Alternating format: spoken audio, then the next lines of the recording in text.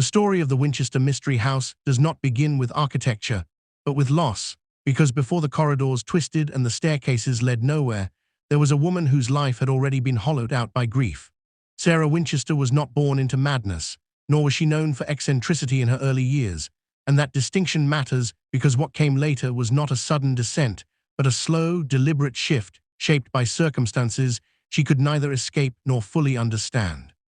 She married into the powerful Winchester family, inheriting a fortune tied directly to the success of the Winchester rifle, a weapon that had spread across America with unprecedented efficiency. And while the wealth it generated was immense, it carried with it an invisible weight that would later define her existence. Her husband, William Wirt Winchester, died of tuberculosis in 1881, leaving Sarah not only emotionally devastated, but also in control of a vast fortune that included a significant stake in the Winchester Repeating Arms Company. And it is here that the narrative begins to shift from documented history into something far more ambiguous.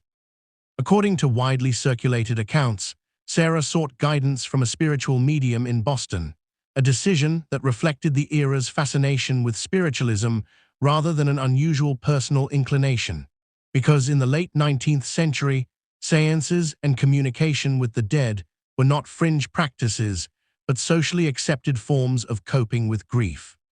The medium allegedly told her that her family was cursed, that the spirits of those killed by Winchester rifles were seeking vengeance, and that her only chance at survival was to move west and build a house continuously to appease them. There is no definitive evidence confirming the exact words of that seance, and historians remain cautious about treating it as literal truth, yet the actions that followed are well documented and difficult to interpret without acknowledging the influence of such beliefs. Sarah relocated to San Jose and purchased an unfinished farmhouse in 1886, a modest structure that would soon expand into something far beyond conventional design or purpose. Construction began almost immediately, and unlike typical building projects, there were no clear architectural plans, no fixed endpoint, and no overarching design philosophy guiding the work. Only a continuous process of addition, alteration, and revision that would last for nearly 4 decades. Workers were employed in shifts, operating around the clock, and while this level of activity might suggest urgency, the actual construction lacked the efficiency associated with industrial projects of the time, because rooms were added only to be sealed off, staircases were built that led directly into ceilings, and doors opened into walls or into sudden drops. These were not the results of incompetence, as Sarah employed skilled craftsmen, but rather the outcome of instructions that did not align with conventional logic, creating a structure that expanded outward and upward in a manner that seemed intentionally disorienting. Despite the growing complexity of the house, Sarah herself remained a private figure, rarely interacting with the outside world and maintaining a routine that revolved almost entirely around the ongoing construction. And this isolation contributed to the mythology that began to form around her. Neighbors and workers speculated about her motives, often attributing the unusual design choices to supernatural influence. Yet there is little evidence that Sarah openly discussed her beliefs or intentions, leaving much of the narrative to be constructed by observers rather than the subject herself. The house grew to include hundreds of rooms, intricate woodwork, and an array of architectural features that reflected both wealth and unpredictability. And while the design appeared chaotic, it also incorporated advanced technologies for the time, including indoor plumbing, gas lighting, and heating systems, suggesting that Sarah was not indifferent to comfort or practicality. This duality between apparent irrationality and clear evidence of careful investment complicates any attempt to categorize her actions as purely driven by fear or superstition.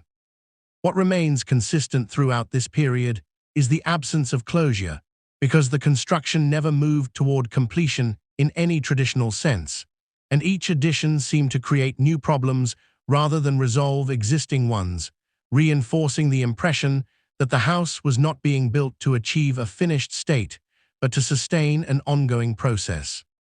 Whether this process was intended to confuse spirits, as the legend suggests, or to provide Sarah with a sense of control in a life marked by uncontrollable loss, is a question that cannot be definitively answered, but it is one that shapes every interpretation of what the house represents. By the time the structure had expanded beyond recognition, the original farmhouse had been entirely absorbed into a sprawling, labyrinthine mansion, and yet there was no moment when construction paused long enough to evaluate what had been created, because stopping would have implied an end. And for Sarah Winchester, the idea of an end may have been more unsettling than the endless continuation of building itself. As the years passed, the Winchester Mystery House evolved into a structure that defied architectural categorization, not because it introduced new styles, but because it disregarded the fundamental principles that typically guide construction, creating a layout that appeared to resist coherence at every level. Rooms were connected in ways that disrupted spatial logic, corridors shifted direction without warning, and staircases varied in height and width to such an extent that moving through the house required constant adjustment, as though the building itself demanded awareness rather than offering comfort.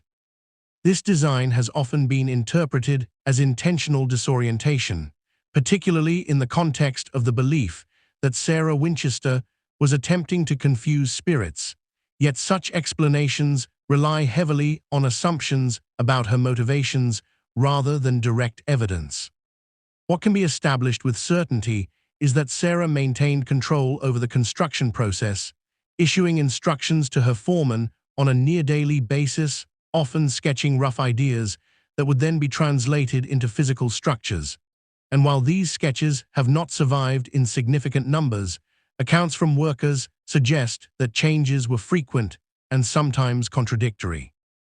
The absence of a master plan did not mean the absence of decision-making, because each addition required resources, labor, and time, all of which were carefully managed within the constraints of Sarah's considerable but not unlimited wealth. She paid her workers well and ensured that employment remained stable, a factor that distinguished her project from speculative construction ventures, yet the output of this labor often resulted in features that served no clear functional purpose, reinforcing the perception that the house was being shaped by forces beyond practicality. One of the most notable aspects of the mansion is its vertical inconsistency, where staircases may rise only a few inches per step or climb steeply before ending abruptly, and this irregularity has been linked to Sarah's health, as she suffered from arthritis, making conventional stair design difficult for her to navigate.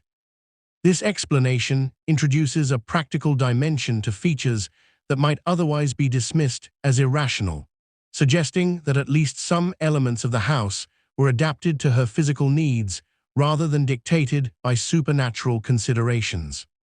At the same time, there are features that resist such straightforward interpretation, including doors that open onto empty space, windows that look into other rooms rather than the outside, and entire sections that appear to have been sealed off without clear justification. These elements contribute to the house's reputation as a labyrinth, yet they also reflect the cumulative effect of continuous modification, where each new addition altered the context of existing structures, creating unintended outcomes that were not always corrected. The 1906 San Francisco earthquake marked a significant turning point in the history of the house, as the tremors caused substantial damage to the upper floors, collapsing sections that had taken years to construct, and trapping Sarah in one of the rooms for several hours before she was freed. This event has often been cited as reinforcing her belief in the need for continuous construction, interpreted as a warning from the spirits that she had strayed from her purpose. Yet it also had practical consequences, leading her to abandon the damaged upper levels and concentrate future building efforts on lower, more stable sections. Following the earthquake, the mansion's expansion became more horizontal than vertical, reducing the risk of structural collapse while still allowing for the addition of new rooms and corridors, and this shift demonstrates a level of adaptability that contrasts with the idea of blind adherence to superstition.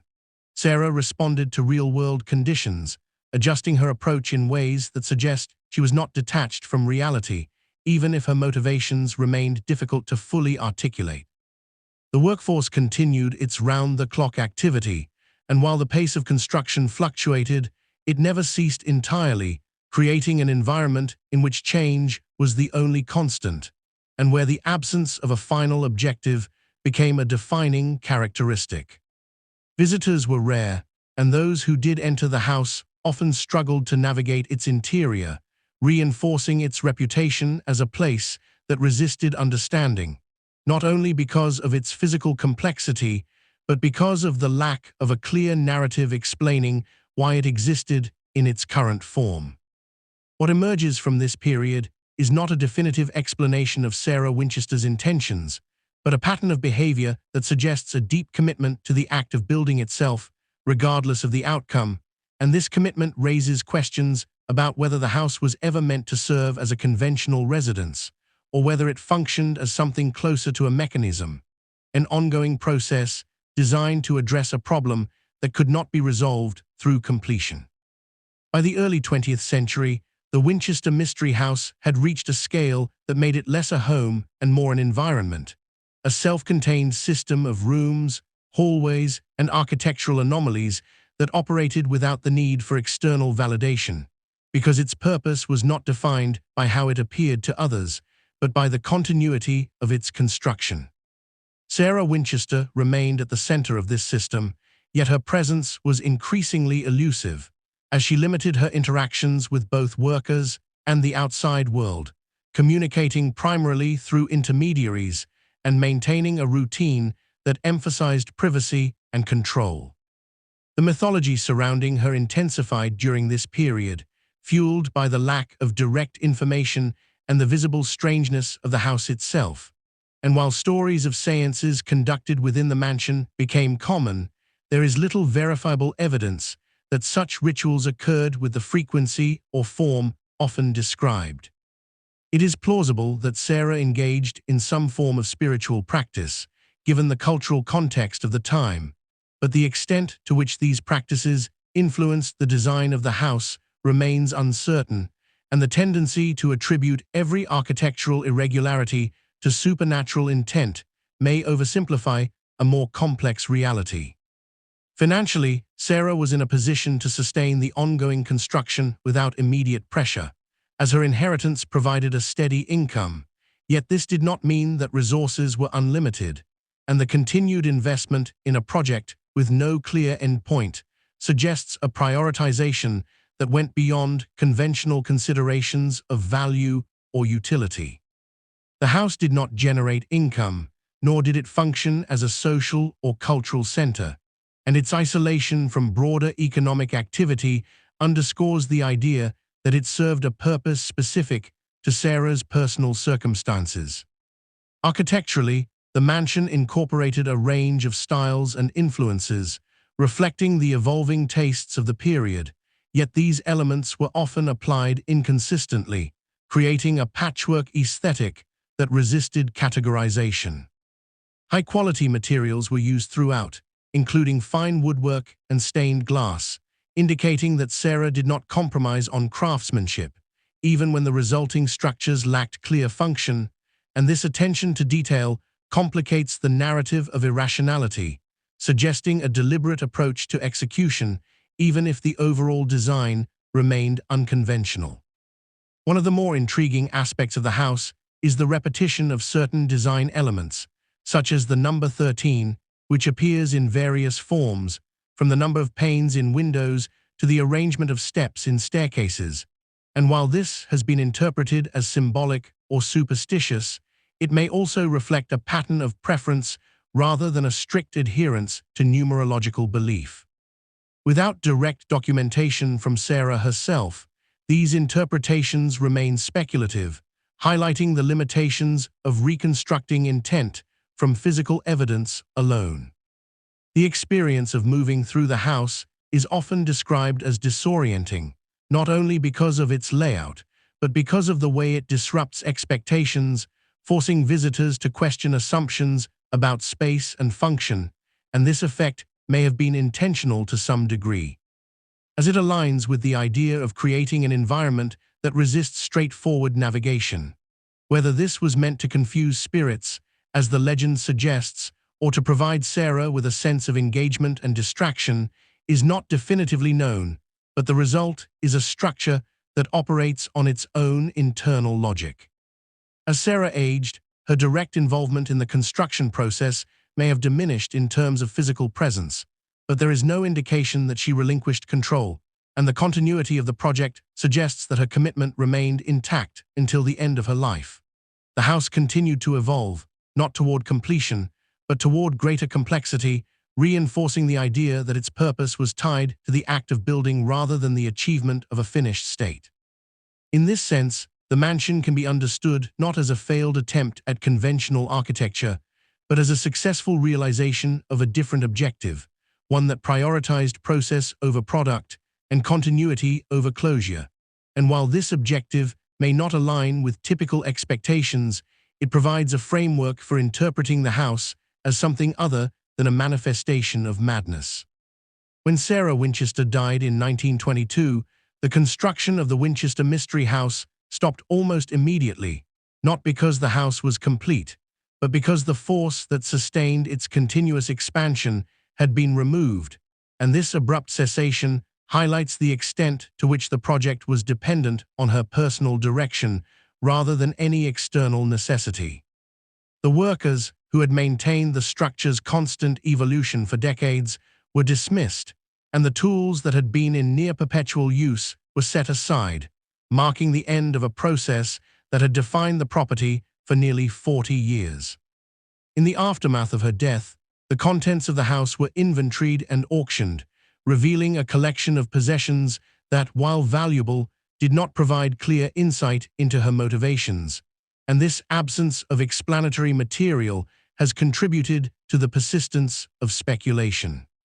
The house itself remained, a physical record of decisions made over decades, yet without accompanying documentation. It functioned more as a set of clues than a coherent narrative inviting interpretation without offering definitive answers.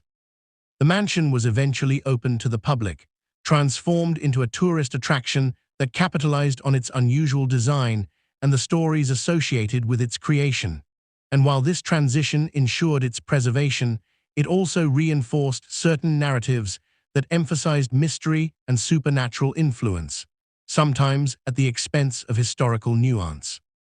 Visitors were guided through selected portions of the house, experiencing its disorienting layout firsthand, and the features that had once served ambiguous purposes became points of interest, framed within a context that encouraged intrigue.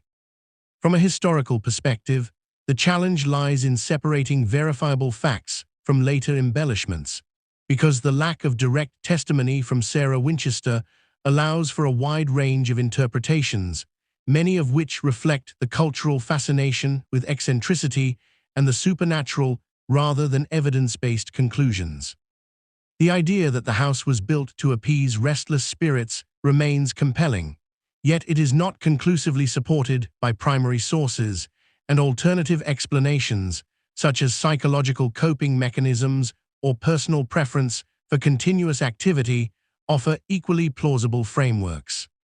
The house can also be examined within the broader context of wealth and isolation, as Sarah's financial independence allowed her to pursue a project that would have been impossible for most individuals, and her relative seclusion limited external influences that might have imposed conventional constraints.